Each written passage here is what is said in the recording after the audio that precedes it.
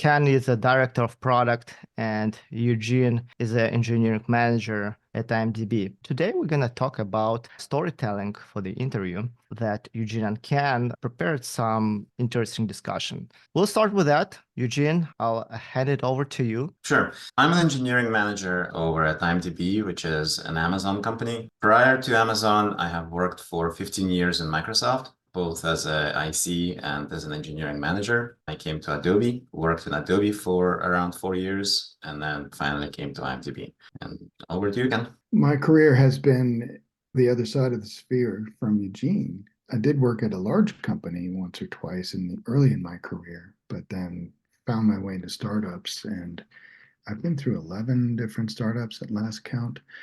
And my angle on all of this, well, Eugene has actually had, I guess you could even call it formalized training on how to interview, just because the companies that he's been a part of are very serious about their process.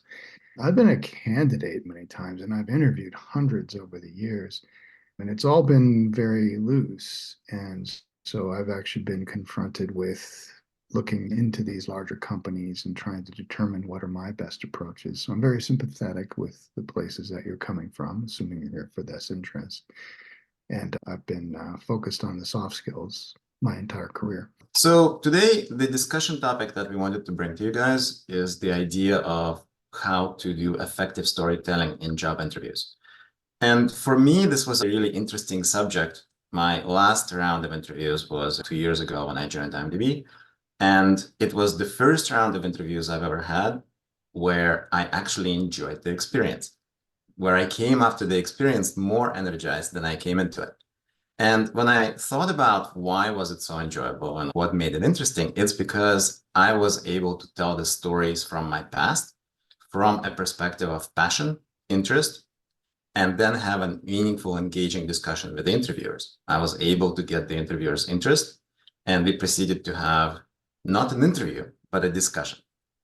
And that was just fun, right? And so I was thinking, how do you make stories that you tell during your interviews in a way that's going to be fun, interesting, and engaging? And that's basically what this talk is about. What is behavioral interviewing? I imagine most of you have been in interviews before, and you will have seen some interviewers that I call bad interviewers will ask questions like, how do you hire people? How do you stay motivated? How do you run your team? The problem with all of those questions is the answers to those are theoretical. The answers are things we can read in a book and we can just spew out at an interview. They don't really tell the interviewer that much about the candidate themselves and how the candidate will actually perform when put into that situation. Good interviewers, and in fact, this is the standard practice at Amazon, will ask questions like, tell me about a time when you had to hire somebody for your team under pressure, right? Or tell me about a time when you made a mistake that had a tangible business impact, so on and so forth. So in other words, they're asking about stories from your past. Why? The first big advantage to behavioral interviewing is you get a much better signal amplitude.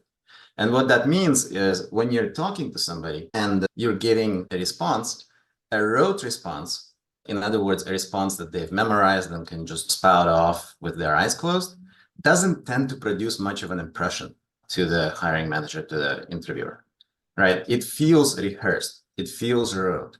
It feels potentially theoretical. And so what winds up happening is after the interviewer has to go and write up notes. And the degree of impression that they've managed to gather during the interview will inform what they put into those notes. I've had interviews as a beginning interviewer where I have to go write up the notes and I'm going to say, well, I guess they seemed okay. I don't know. Did I really get the data that I needed?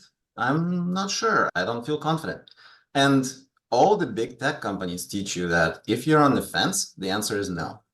You should say no hire. So as a candidate, you really want to make sure that the signal amplitude of your responses is high, meaning the interviewer is engaged, remembers what the conversation was about, right? And remembers the key takeaway.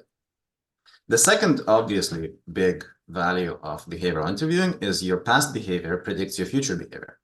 So in order to figure out how you will perform in a certain situation, like an interviewer merely needs to find out how you performed in that situation before. Let me piggyback on that by adding that you actually learn a lot from people when they tell stories. You see how they put sentences together. You see how their mind grasps at specific points in the story and amplifies those points. You actually begin to understand how they solution their problems. And so you learn how they operate. You learn how they think. You learn how they troubleshoot. You learn how they actually arrive at solutions, whether it's successful or not. That's an incredible amount of insight to gain from a 5-minute story. And then just in an aside, Eugene, we might want to touch on what do we do when you show up and you have the bad interviewer asking you, how do you do things? That happened to me a few months ago. I'm like, is that really what you want to ask me? Of course, I did not get the job.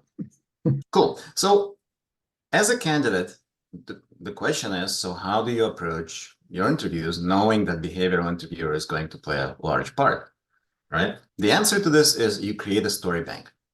A story bank is going to be a library of 10 to 15 stories, or as many stories as you can get away with that are hopefully as large scope as possible. And then you can actually show up to the interview with a printed out sheet of those stories, not the full story, but just enough for you to remember, and a mapping of what questions would align to what story. For example, tell me about a time when you made a mistake that had a large scale business impact. You should know immediately what story to talk about that. Or you can look up in your notes really quick and, okay, I'm going to talk about this one, right? So you create this story bank and you can bring the story bank with you to the interview. The stories do need to be adapted to focus on the question asked. So what that basically means, and we'll talk about the star format in a second, but when you're talking about the actions from your star format, you will actually focus the actions on the question asked. So for example, a single story may have many different potential questions that it answers. As we all know, in a larger scale project, there is degrees of ownership, there is conflict, there is ambiguity, there is potential fail scenarios, etc. And for each one of those, there were some actions that you as a candidate took to overcome them. Or in the case of failure, that you took that led to the failure. When you're talking about the actions in a particular story, what you want to do is really expand the part of the actions that address the question directly and contract the other ones. And you'll see how that looks when we get to the practice session at the end of this presentation. But basically, you want to be able to adapt the stories. Then obviously, the more senior your role is, or the role you're interviewing for, the larger scope the story should be. If you're interviewing as an engineering manager and your biggest mistake was, I broke a build once, not great, right? Not great. Typically, questions like, tell me about the biggest mistake you made, or tell me about conflict, etc.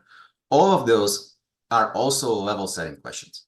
In other words, yes, they need to know that in a mistake question, they need to know that you can learn from your mistake, and they need to know how you applied your learnings to the next story.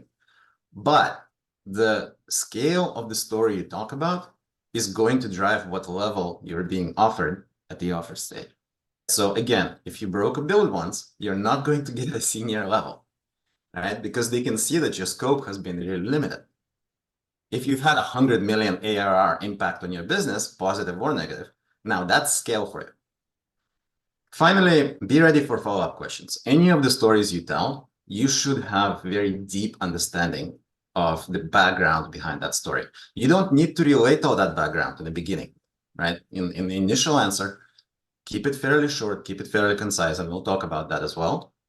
But be prepared to go much more in depth if the interviewer wants to know more. The worst thing that can happen is you tell them a story and then you can't adequately explain the details. That's a huge red flag. Yeah, interviewers are really going to be hunting for what is it like to work with you, and how is it you worked your way through obstacles? What were you analyzing at the time so that you could learn from mistakes that might have occurred? You really need to understand your story in great detail, as Eugene said. So the next logical question to ask is, where do I get these 10 to 15 stories? Like, nothing ever happens to me. And if you think about your past history. I mean, assuming that you're not a fresh college grad, and even if you are a fresh college grad, there are stories that have been happening during your college years that you can also lean on. They'll naturally have smaller scope, they'll still be stories. So if you were on the job, think about your last performance review. What were the highlights? What did the manager point to that you accomplished? That's a story. What did they comment on about things you could have done differently, better, etc.? That's a story. Did they give you a specific growth area, right? Examples behind that growth area are all stories, right? So there is a ton of stories that you can get out of your performance reviews. Secondly, when you think about your past 3 years, what stands out? Like, did you have projects that took a while? Did you have projects that you were particularly proud of? Projects where things went wrong? Projects that involved multiple teams or working with external teams, etc.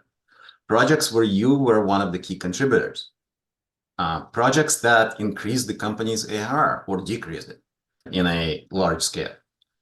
And then finally, projects where you figured out some particular problem and you drove that problem to resolution. Those actually are one of the best ones you can lean on, right? They're what I call somebody else's problems, right? People who can notice somebody else's problems and expose them and drive them to resolution tend to be the rock stars in any organization. So when you have cases where you notice to somebody else's problem, what do I mean by that, by the way? Small example is like our documentation sucks and nobody wants to go fix it. That's somebody else's problem, right? Or our CI/CD system is notoriously inconsistent. Tests are super flaky. Nobody knows quite what to do about it or wants to go address it. That's somebody else's problem, right? So those tend to be very frequent in an organization. And if you have tackled one of them, and if you've made meaningful progress, that is a story. Yeah, I just want to underscore that you're titling that when you think about the past 3 years. So in the previous slide, you also mentioned that there should be a bias toward recency. That's a big deal. A lot of my stories come from 15 years ago, and they tend to get, I don't know, embellished or to change. The reality of them isn't quite the same. I think there's actually a stronger interest in what have you done lately, and with today's technology and today's problem sets that actually apply to the role that we're talking about. So while you might have saved the world 10, 15 years ago, that's all very nice, but that was then. You'll do a lot better in these interviews if you're telling stories from a recent perspective. I should say there's one caveat to that rule, and that is answering the question of, tell me about the biggest mistake you made. Yeah. Now, a very valid answer to that could be early on in my career, blah, blah, blah, blah, blah, right? You probably don't want to answer that question with, just now I cost my company 100 mil. Biasing that one against recency is not a terrible thing. Although, again, remember, even that question has a level setting impact. So if early on in your career you broke a build, not good enough, sorry. And you're interviewing for a senior engineer, that's not good enough. Find a bigger mistake, even if it is more recent. Cool. So let's talk a little bit about the format of these stories. Amazon expects their interview candidates to follow a very specific format. And we really look out to make sure that format is observed. It's not that you're going to get an automatic no if you don't, but it makes it way, way harder for the interviewer to write up interview notes if your story was jumbled. So a STAR format is simply situation, task, action, result, right? Now, from coaching folks around stories and from our previous webinars, a common theme that I see is people tend to get stuck in situation. They start telling me all sorts of background and all sorts of details that I don't really care about. I see this in interviews as well. Interviewers will go into this 5-minute spiel about the climate at their company and like the different problems with individual team members, all while trying to answer a completely different question and provide what they think is context for the story. The problem is all that stuff is low signal amplitude. It doesn't really help me evaluate them as a candidate. And all it does is it confuses me into a bunch of details. If you were reading Harry Potter and the first 100 pages were all about Harry Potter's childhood and what kind of cereal he likes to eat, and etc., like all of this exposition. It's just boring, right? It doesn't advance the story itself. So when you're thinking about situation, you really want to avoid this kind of exposition. You want to make the context as clear as possible in as few possible sentences, right? So it's just enough information for me as the interviewer to understand what your task was and what the actions you were taking in context of the story.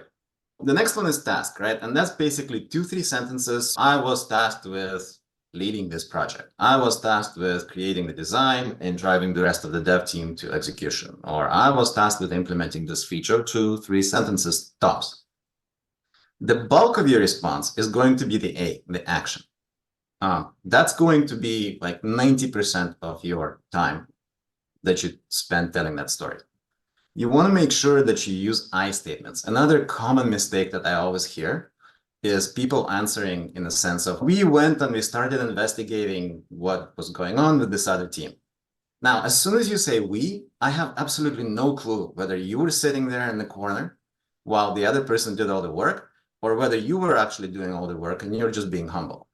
So don't do that. Just use I statements. One other really interesting example that just happened recently when I was coaching someone, they mentioned that, they had a disagreement with another team and they escalated to the manager. As soon as you do that, basically that takes away your agency. Right now, what you've basically told me is I couldn't make forward progress, so I got somebody else to do it. Don't do that, right? You can say I got alignment with my manager. I scheduled a meeting with my manager and explained the situation, and then I went and met with the other team. You can do that, but it's always I statements, right? It's always you are the main agent of your story, not somebody else. The other thing you want to do is optimize for specificity. So for example, if you're talking about implementing a particular project and you say, yeah, we worked really hard and then we got it done. Sorry, not going to cut it. Both because and because I have no idea what worked really hard really means. So tell me, like, me and 3 other developers worked together for 3 weeks to get this project done and completed on time. We had no outstanding issues afterwards, so on and so forth. So be as specific as you can be. And as I mentioned before, adapt toward the question asked. So if I'm asking you about the biggest conflict you had where you were not able to resolve it, don't go into 5-minute explanation of the technical details of the project, unless asked. And then finally, result. 2-3 sentence tops. Again, optimize for specificity. Don't say we greatly increased the efficiency of the team. Say we increased our output by 20% or 30%. Don't say we had a big impact on the company's bottom line. Say we generated an extra 70 mil ARR. Right? Sometimes those numbers can be a little bit fudged, and I know numbers like that can be hard to get. Obviously, don't flat out and out lie. But if you don't have clear numbers, make your best educated guess. And then you can say we had an impact of around 70 million ARR. I guess on the surface, at least the first time I looked at it, the star breakout, it actually was a little intimidating. It's here's another thing I have to memorize, but it isn't like that at all. I see movies, I watch a lot of movies, I read novels. This is actually how many of them unfold. And if you actually consider that to get a well-rounded view of something, you need to understand the situation. You need to understand who's assigned to addressing that situation and so forth. What it really boils down to is that keep yourself as the hero of this story. And if you think about yourself that way, you're telling a story as if you were weaving a short story or the beginning of a novel. We want to know who you are. Early in my career, we used to get in trouble for saying I, because I was very selfish and there was obviously more people on the team. And so we would be coached towards saying we all the time. In this kind of interview, that's absolutely not the case. We need to know how you're different from everything else that occurred and what your specific decisions were. So keep that in mind as you're running through this, and it's definitely something to practice. In fact, practice it out loud. Don't just write the stories, but actually walk through them and try and paraphrase what you have written in a way that will get you comfortable with the words and comfortable with the slow unraveling of the action. One useful tip that I took for myself, and this was a big part of made the difference between my previous interviews and this last round, was I stopped thinking about this as an interview. I started thinking about this as I have these stories that like really cool stuff happened. And I want to tell my friends about this cool stuff. I'm proud of what I did. I want them to know about it and comment on it and see what they think. So I transitioned from a stance of I am a candidate who is put on the spot to answer questions to a stance of I am here with a friend and we're discussing our life. And for me, at least, that made a huge difference in my level of comfort when I was giving these stories. So now we get to the question that Ken asked previously, which is what do you do if you get a bad interviewer who is asking you, how do you type questions? The answer is every answer is a story. So how do you hire people? Let me tell you about a time when I hired this developer on my team who I actually didn't think was that great, but my team really loved, and she wound up being the best developer ever. How do you stay motivated? Let me tell you about this time when I was really in the doldrums because I didn't see that the vision for the company wasn't very clear and I wasn't sure how to move forward. And then how do you deal with challenging people? Let me tell you about this time when a guy came into my office and said, what do you do when a guy I works with is an idiot? So my point is, for every one of these questions, every one of these generic theoretical questions, the answer should be a story. And then what you want to make sure is in that story, you cover the question being asked. For example, take the how do you hire people? I tell, like, when I answer this question, I tell a story exactly the one I just mentioned, right? When I hired a developer who actually failed my programming question, but my team really liked her. And I decided to give the benefit of the doubt. But while I'm telling this story, I also cover all of the other parts. For example, I start with this story with I was really very interested in encouraging diversity on my team. So as I was working with recruiting, I went to LinkedIn and started scouting LinkedIn profiles for gender diverse and culture diverse candidates and reaching out to them proactively. Now, this is in the context of the story. This is not me just giving them some theory, right? And so it sinks in much, much better than if I simply started spouting, yes, diversity is important. I really try to encourage diversity on my teams, right? That doesn't help. But if I actually put this in the context of a story, now they understand that I'm serious about it. And same thing happens during like when I talk about how I interviewed this person and when I talk about programming questions, I can mention, personally, I don't believe that like coding assignments on the whiteboard really predict anything. But because Microsoft was really gung-ho on this, like we had to do it. So now I've given them an answer to their question or part of the answer of how I hired people in the context of the story I'm telling.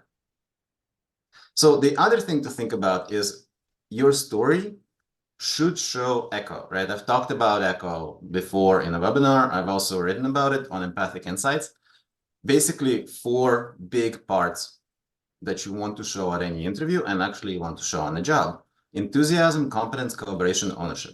Bring those attributes up in the story. Yeah, I got crossed up on this one, as I mentioned earlier, a few months back with an interview where the person really just needed me to spout a bunch of acronyms for the ways in which we were analyzing the data that was coming in. And he was very much by the book sort of thing, and he wanted to make sure I understood the book that he read from. And so his question was, what are the KPIs you use to measure whether or not your product is successful? And that kind of thing comes up a lot in product management.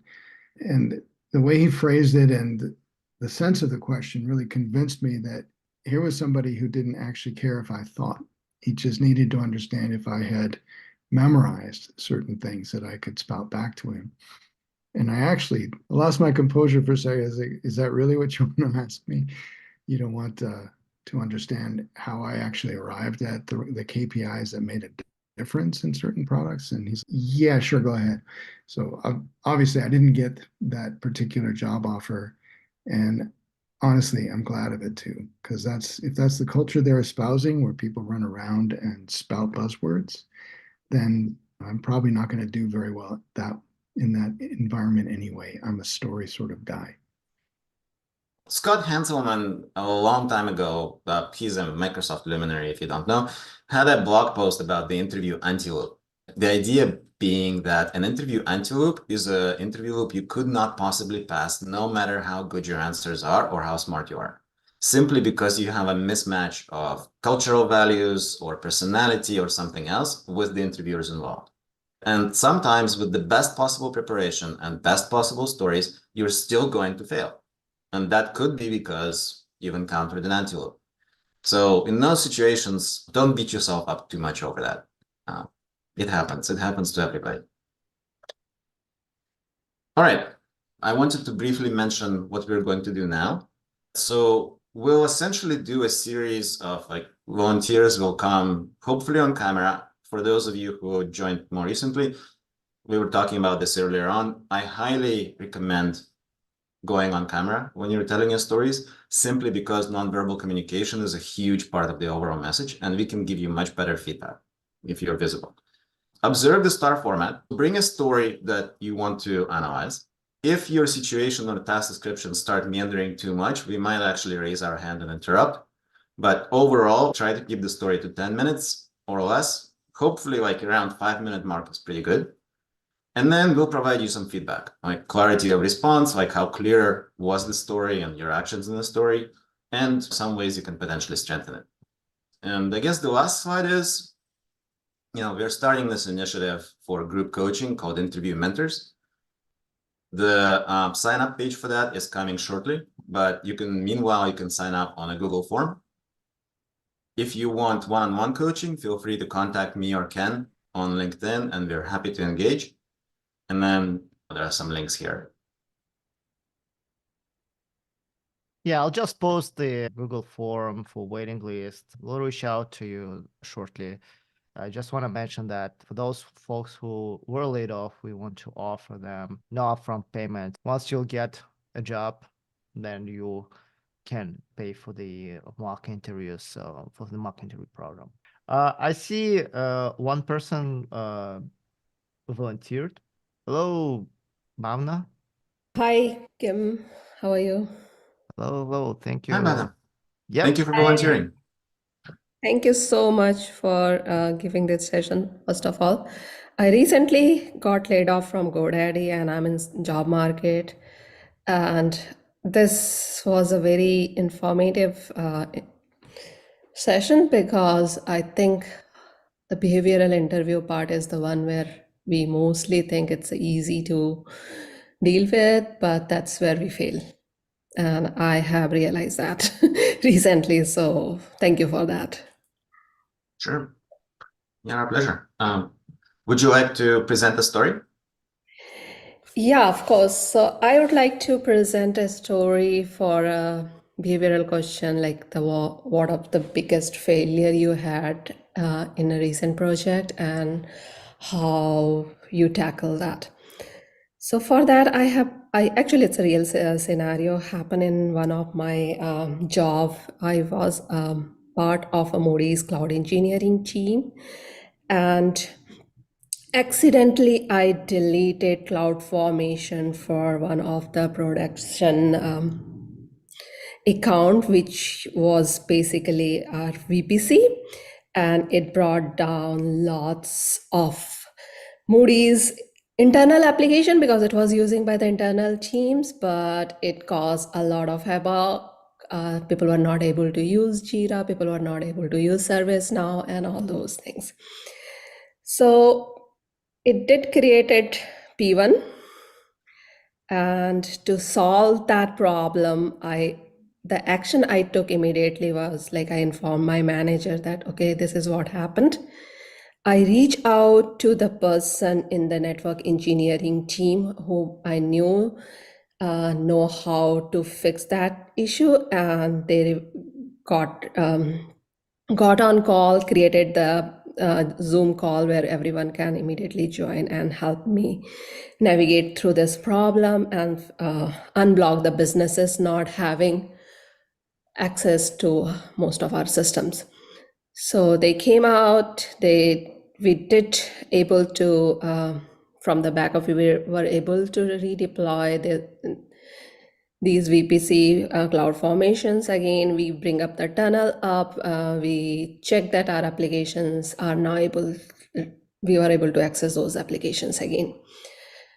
The lesson we learned from this, basically what I learned from this incident, it was in production account. We should had some sort of checks before deleting the cloud formation, or we could have made it non-deletable by until we have the proper permission, which I was admin, so I didn't had those restrictions, but we could have made the deletion two-step process. And it could have, like when I was deleting, it would have prompted me and I would have paid attention that what actually I'm deleting, because I thought I'm deleting in non-prod account, but meanwhile I was switched to production account. I didn't pay attention. And having those kind of checks in production account could have avoided those kinds of incidents, and definitely have avoided not having the P1 for the entire business. So to fix that, did that search for all the cloud formation we had in production account and made sure that going forward there should be a two-step deletion process. Great, thank you. Okay, I have some comments. Or Ken, do you want to go first, or should I? Go ahead. You're good. Okay, so really quick, two different sort of aspects around the story. One is just the star format. I think it was a little bit jumbled in the sense that some of the situation, or in other words, context, was coming up when you got to the result, right? So for example, you mentioned that you were admin. You mentioned that this was a production account. You mentioned that there were lacks of checks to make sure that, you know, these kind of mistakes couldn't happen. All of that actually belongs in situation.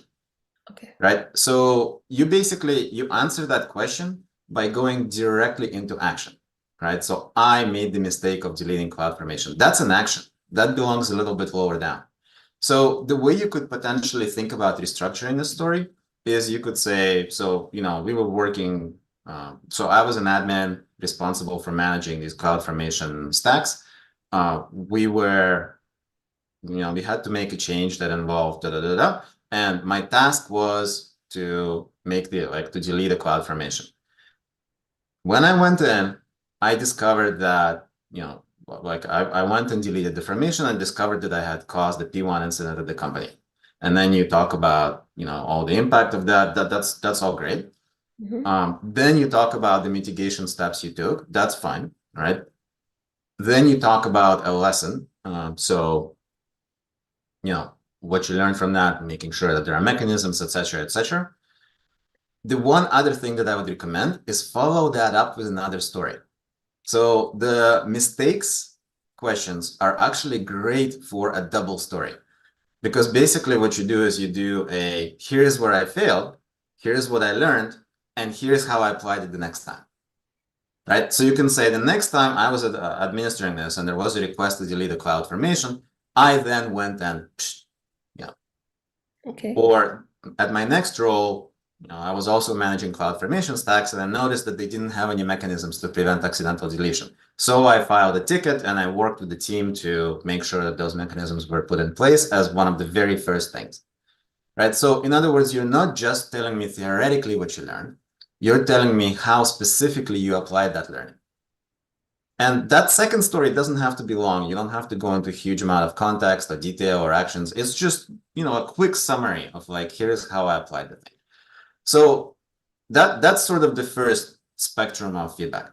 The second thing that I would mention just briefly, if we are thinking about this like today as an actual interview, the thing I might work on is eye contact.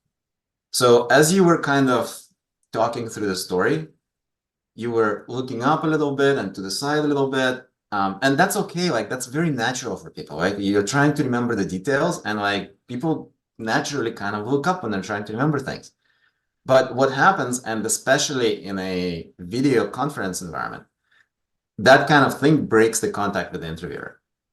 It makes you feel a little bit less, or it makes you seem a little bit less confident than you actually are. So if you can maintain eye contact as you're talking through it, that can help strengthen the response. Yeah, Thank you so much. I noticed that as well, and you weren't coming across with a lot of energy. It was like you were working very hard trying to remember what you wanted to convey. And the eye contact helps in a number of ways. If you had been making eye contact with Eugene and myself, you would have seen us being very sympathetic and nodding and being very encouraging, and that could actually have helped you to relax. And that is a really good result. Or you could have seen that I were just, yeah, this isn't ringing my bell here. You might want to adjust if you actually see that. You might think, all right, where am I going awry? Just say, hey, let me take a breath for a second and think about this. And that's perfectly okay in an interview, is to reorient where you're taking the story. Another thing that I noticed is you repeated statements of the mistake you made at least twice, I think maybe 3 times. And okay, normally if we're talking about something where you really were the heroine, okay, good, repeat it. But with mistakes, you don't need to underscore 16 times or twice or anything. Just the once was enough. We know what happened.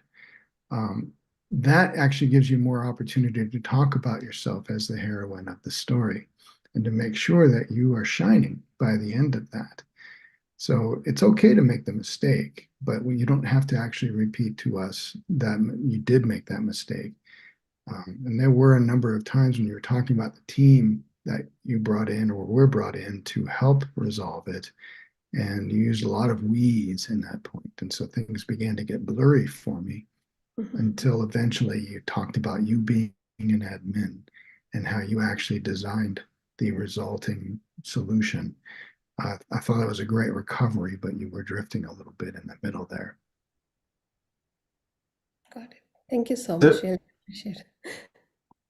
The one other, and this is a little bit subjective, so feel free to ignore this advice. It may not hurt to talk about how what happened made you feel.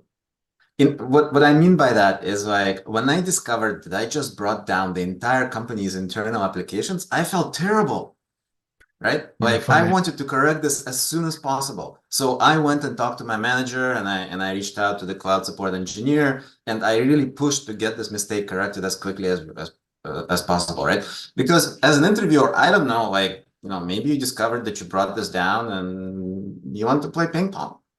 And then your manager found you, or I don't know, or like, or maybe you didn't discover this at all. Maybe somebody else did, and they just let you know, right? So if you can show like you were proactive in finding this and you really wanted to resolve the issue as quickly as possible, that helps the interviewer connect to you on an emotional level. And that is super, super important. Thank you. No, that's really, no one has told me to. You can use your how do you feel kind of feeling in your interview. It's more about like, okay, star method, like what was the situation, what is the action you took, and what was the end result, and what you did to mitigate it, not to mitigate it. Keep in mind that ultimately the interviewer wants to understand who you are and what you are like when you're working within a team. Being more human actually gives them a much clearer picture of, I want to work with her. I really want to be a part of the team that she is in, because she's bringing compassion, she's bringing humility, she's bringing humor, whatever those things are that are the strongest characteristics of your personality. Let them shine through. That actually is a big win for you when you can let your character shine through the interview questions and beyond the story that you're telling. Yeah. If you can bring your authentic self to these responses, I found that when I can do that, I actually enjoy the conversation much more than when I treat it as like one robot talking to another robot, right? Like that's no fun at all. I totally agree with that. Yes, I would rather connect with someone where we can talk more at personal level rather than just doing it for a sake of like, okay, this is what the process, we need to follow that. Yeah, if I'm interviewing, I would definitely look for that, like whether that person is trying to connect with me or not. Yep, exactly. Good. Well, thank you Awesome. so much for volunteering. I hope Thank this was you. helpful. Thank you, Yeah, Bhavna. it will. Thank you Thank you so very much. Folks, let's wrap it up then. Thank you, Eugene. Thank you, Ken, for providing Thank you. today's amazing storytelling webinar and hosting the mock interview. Kudos to those brave candidates who participated today. That was awesome. And yeah, follow us on the meetup on LinkedIn. And if you have any more questions, just send us a message. Thank you very much, Hill. Awesome. Thank you I'll all. talk to you soon. Thanks so much. Bye-bye. Bye. Bye.